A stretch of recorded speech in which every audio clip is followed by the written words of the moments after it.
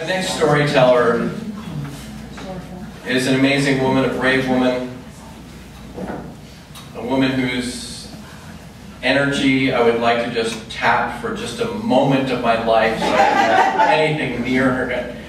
Caffeine does not get me anywhere close to her. She is a storyteller, she is a filmmaker. Her film debut is happening like everywhere on Sunday. It's going to be this amazing nationwide thing that hopefully she'll be telling me more about. My pleasure to have met her and looking forward to hearing her story again.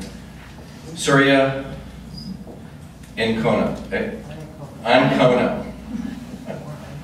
Please, Surya.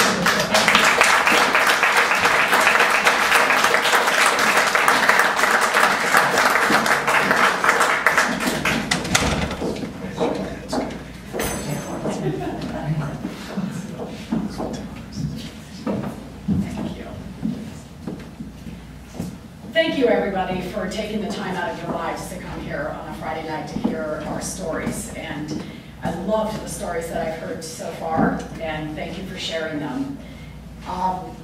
My story is really a very, very different story from everything you've heard. In fact, everything you've heard in the media for the past 10 years, and everything that you've heard tonight. I was a flight attendant for United Airlines for 13 years. I was based in New York's John F. Kennedy Airport when 9/11 occurred. To give you a little bit of background about me, I was a purser, or an onboard supervisor, that is, for United for the 11 of the 13 years that I worked there. What that meant and what that means to my story is most flight attendants come in, they check in the domicile at the local airport, they get to the airplane, we get the assignments.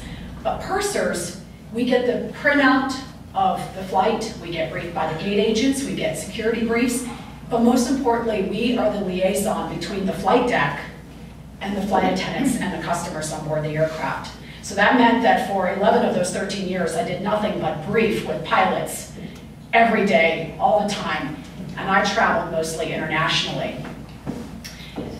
To bring you back to the events of September the 11th, my life was actually very good. I was young, I was single, I was making a lot of money at the time to work 2 weeks out of every month for about $60,000 a year, so that's pretty good. I was flying once a week to either Tokyo, or I was flying to London, or Frankfurt, or Dusseldorf, or Rio de Janeiro, or Sao Paulo once a week, flying internationally 3 or 4 days, come home and live life. So for me, during that time, it was a good period for me.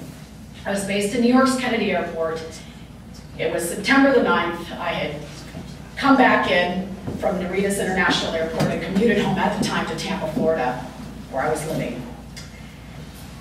The morning of Tuesday, I was going to have to commute later that afternoon. Tuesday would be September the 11th. I was going to commute to work in New York's airport, because the next evening on the 12th, I was due to fly out as the purser on United's flight down to Sao Paulo, continuing to Rio de Janeiro.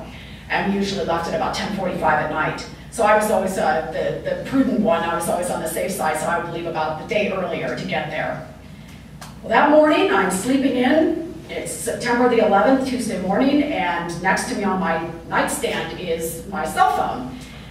And it was on, but it was on silent, and it had been beeping. I can't remember how long, because I was asleep. I didn't want to wake up, and it kept beeping, and it was buzzing and beeping, and kind of was inching its way off the table. Finally, I said to myself, my God, what could be going on? What in the world is happening? Okay, fine, I'll get up, I'll look at my cell phone. I had over 30 messages. Where are you? Are you safe? Are you okay? Please call us back. Please tell us you're alive. Where are you? Where are you?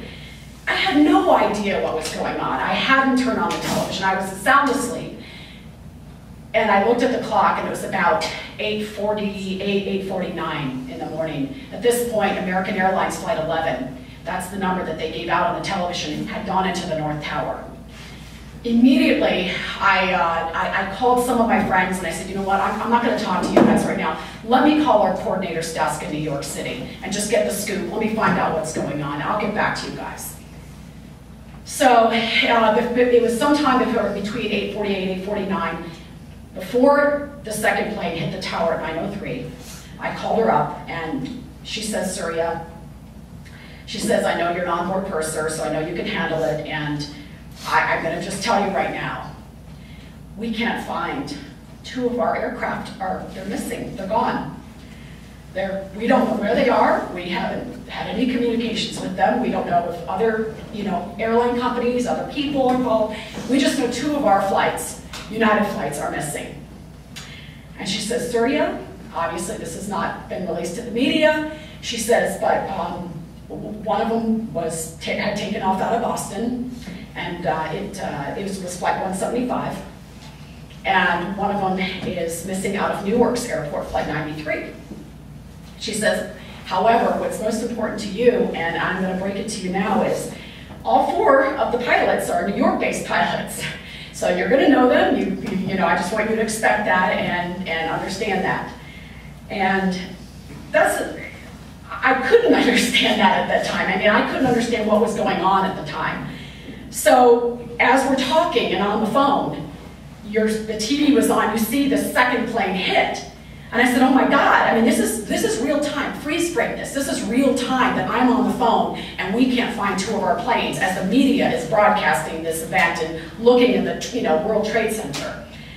And I said, I think that was the United plane that just hit the tower. Like, I think that was a 767. And she says, that would have been flight 175. Well, I used to work flight 175. I was based overseas from 1997 to 1999 in Tokyo. And when I transferred back, the only domicile in North America that I could get a transfer to was Boston, and I was there for 6 months.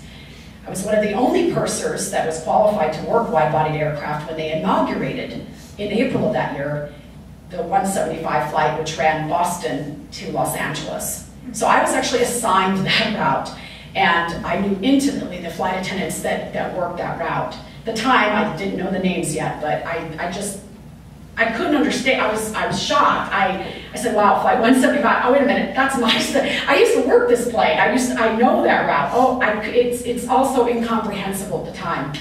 But we still have other things to think about, because think about it, at this point, it's now just past 9 o'clock in the morning. There are other planes out there. There's another American Airlines. I didn't know that. I'm on the phone with the United people. But there's other planes out there. Nobody has any idea what's going on. I stay on the phone with her for most of the rest of that hour until we hear the news that the Pentagon was hit, and I believe that was at 9:47. It was about an hour after, exactly an hour and a minute after the first plane, American Airlines 11, had hit the North Tower. And I got off the phone with her shortly after 10:03 in the morning, which is the last recorded time on the flight data controller from flight 93. That was the last moment it recorded. It was 10:03 in the morning. That was it. So she says to me, she says, Surya, because you're one of our pursers and you're scheduled to go out tomorrow night, obviously they've canceled all the flights, they've closed the airports here, it's on lockdown. We still need you to get to New York City as soon as you can. You gotta get here, you gotta come. We need you, and we need you to be ready to leave on the first flight out, work the flights out as soon as you can, you gotta get here.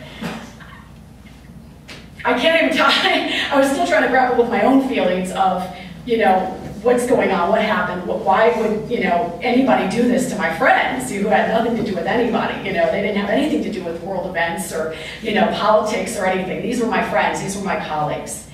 So I talked a lot that afternoon with pilots and flight attendants, and it wasn't until Thursday that actually they opened up to some domestic routes around the country that I was able to take a flight out of Tampa Airport on US Airways to Philadelphia. I made it to Philly. The flight was going Tampa to Philly. That was it. That was it. The end of the road. You had to get into New York City however you could get into New York City. So I get there and I called the coordinator and I said, look, I made it this far. I'm in my uniform. I have my bags ready. I'm at your service. Whatever you guys need me to do. And they said, just please continue to try to make it into the city. You've got to come back to the airport. You've got to be here. And I spent the night that night in the crew room in Philadelphia. There was no flights out of Philadelphia, and especially not to New York. Those airports remained closed for a lot longer than anything domestically. And like Don, I tried the rental cars and I was put on a list, and they said, well, I'll call you at some later point in time. and trains, no trains available. There was nothing. There was absolutely nothing. I was stuck there. Finally, the phone rang, my cell phone rang that Friday night, and they said, or Friday afternoon, they said, we've got a rental car for you. So I gathered up, I think it was about 2 or 3 other pilots, and for other airlines, they were in uniform, and they said, oh, are you going to, New York? We've been trying to get there. I said, just pile in, let's just all put our crew bags in, we'll drive. And at this point, we weren't even sure if the roads were open, if we were going to be able to come in off the turnpikes, if we were going to be able to get in. But as we got closer, it was the most eerie experience I think I've ever had. I mean, if anybody, you guys know New York City, it's bustling, there's the noise, there's airplanes flying overhead, there's helicopter tours, there's movement, there's activity. This was dead. I mean, there wasn't anything going on. And as we got closer, the evening is approaching, you see this cloud of just black, gray smoke over the downtown where the towers used to be. And you can still, actually see the flames. I mean, you can still see it. It's now Friday evening. You still see the firefighters are there fighting the fire. I mean, you can see the fires are still burning. And the smell will be something if you've ever experienced the smell of burning, bodies and mixed with electrical and gas and jet fuel, it's not something you just can't imagine the smell that we experience as we cross this bridge coming into the boroughs to go over to John F. Kennedy Airport. And we just really didn't talk in the car much. So we get there to New York's John F. Kennedy Airport, I drop them off, and fast forward to Saturday night, the FAA decides they're going to lift the ban of all the aircraft being able to depart.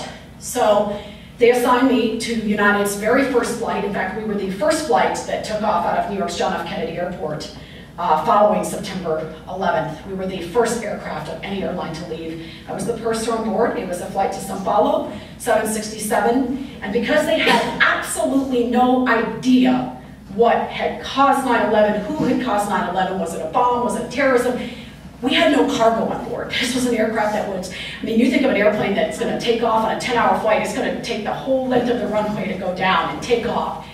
And we just basically lifted into the sky. We had 17 passengers on board, no cargo, nobody talked, they had no catering on board, they brought plastic knives, forks, and spoons, but had taken the plastic knives out of the bags. It was because they just had no concept of what had happened. So we were the first to arrive Sunday morning, Sunday morning down in São Paulo and Rio de Janeiro, where we relieved the crew. And it was there that, for the first time, something else occurred. I'm getting a little bit ahead of myself because I'm going to take you back in time. They start releasing the names and the data of the pilots. I knew all 4 of them. I'm sitting there in my hotel room down in Rio de Janeiro, and I realize 3 weeks prior, I was working flights to London the entire month of August, and I had had dinner with all 4 pilots in a Spanish tapas restaurant in London. They were all at my dinner table, which was unusual for United crew. We never all got together. Some of us meet and some of us take off here. 30 of us sat down at a dinner table, and all 4 of those pilots were drinking and having merriment, and we were laughing and we were telling stories 3 weeks prior to 9/11, completely unbeknownst to the events that were going to occur 3 weeks later. And then it occurred to me, as they released the pictures then of the hijackers, a year prior to 9/11, on a flight from Washington Dulles to Tampa, Florida, I was commuting home. I had visited my family in Italy, I was coming back into the States. I'm sitting here trying to connect what had happened the year prior with these photos. I couldn't believe it. There, staring me in the face, was Ibrahim al-Hosnawi, Nawaf al-Hamzi, and a friend. 3 gentlemen, 3 terrorists that I had spoken to for 2.5 hours on a flight the year prior, sat next to in seat 2A, 2B, 3A, 3B on a 727. And I can sit here and tell you that not a single one of you has any idea what a terrorist looks like, who they might be, what they might say to you. You can't presume to say, I think this person's a terrorist, or I know this person, if they say this, then they must mean this, and they may perpetrate this at a later date. There are no parameters for that. I talked to Ibrahim al-Hasnawi for 2.5 hours in October of 2000 on a flight back from Tampa. And we got started talking because I'm a vegetarian, and when the flight attendant asked me, do you want anything to eat? I said, well, just save me the vegetarian things. He thought maybe it was a religious thing, so we got talking about religion.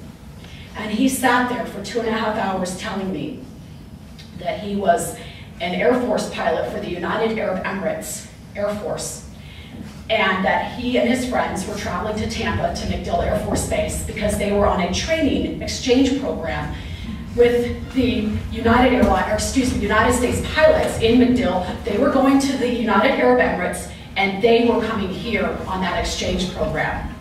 Now, I know this sounds odd, but you have to understand, this is a year prior to 9/11. We had no concept, there was no idea. We didn't think, oh, well, he's saying something funny. Oh my God, let me think about this. There wasn't anything that really red flagged this conversation.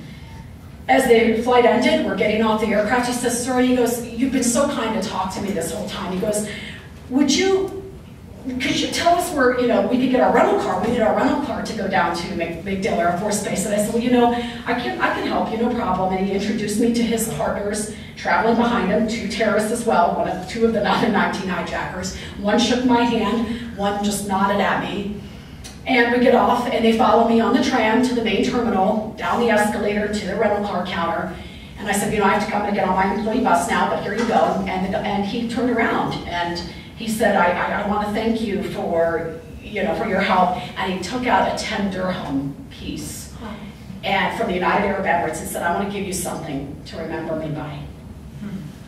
That was in October of 2000. So fast forwarding in time, I transferred a year later to Los Angeles International Airport. And at that point in time, I had had enough of New York. I'd had enough, not in a bad way. There were just too many memories there. I still to this day cannot go into the Boston Logan International Airport because my friends were, that went to go to work that day, parked their cars, they went to their deaths. And a year later, when I transferred, I was living on the US-Mexican border. I had a Border Patrol supervisor boyfriend at the time that I had met actually protecting one of the airports during 9/11 in New York City. And I was being, I had a 10-year background check, a 10-year clearance, and I'm going to the Los Angeles International Airport. And I'm being, frisked up one side and down the other. And I'm at the border, and I'm watching everybody run by, and nobody has a clue where they are. They didn't, catch this many this night, didn't do this. And it kind of occurred to me that I really had a lot of information that I thought would be of useful interest to the American public. And I'm going to tell you my story of why 9/11 matters so much to me and why I think we haven't done anything about my friend's murders. I mean, they were brutally murdered. This is very gory, and you need to hear it. One of the reasons today, box cutters, and the day that 9/11 happened, they banned box cutters from bringing them on, things like that.